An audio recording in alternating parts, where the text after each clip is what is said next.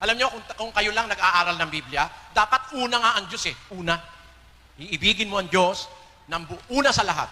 Buong puso mo, buong kaluluwa mo, buong pag-iisip mo. Merong mga tao, masyado silang masikap sa buhay. Masipag, maghanap buhay, magpaaral ng anak, nag-a-abroad kahit mahiwalay sa asawa, para lang siya ay makapagtipon para sa buhay dito sa lupa. Pero nakalimutan niya, pagkamatay niya, merong buhay sa kabila. There is life there. Meron doon. Yun, hindi na paghahandaan ng tao. Puro pang dito lang sa lupa. Kaya nga ang sabi ni Kristo dun sa Lucas 21:34, datapwat, mag-ingat kayo sa inyong sarili. Sabi ni Kristo, mag-ingat kayo sa inyong sarili.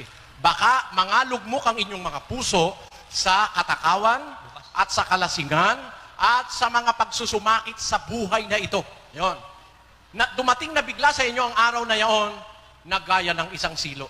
Baka puro lang sa buhay na ito ang inaasikaso natin. We are all after the material things in this life. Nakalimutan na natin, meron Diyos. Yung Diyos, para bang ang Diyos, something na pwede niyang paghintayin. Marami akong gustong unahin Diyos eh, ikaw na lang ang huli.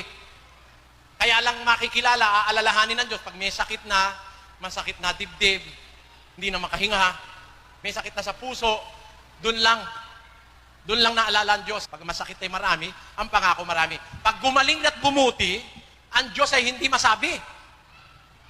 Pag may pera, walang problema.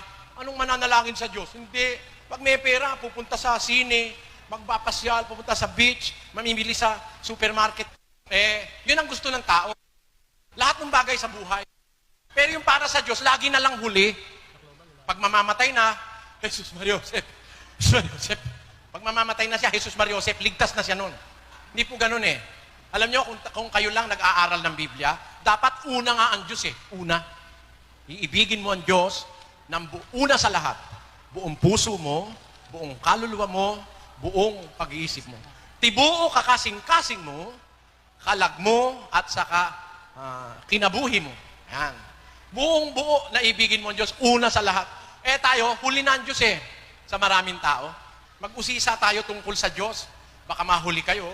Baka kayo dadating siya parang silo. Parang magnanakaw. Kasi ang inuna mo, puro sa lupa eh. Puro panlupa. Ayaw mo ng Biblia. Bigyan natin ng oras ang Diyos sa buhay natin. Magtanong kayo ng ukol sa Diyos. Huwag naman puro lang sa lupa.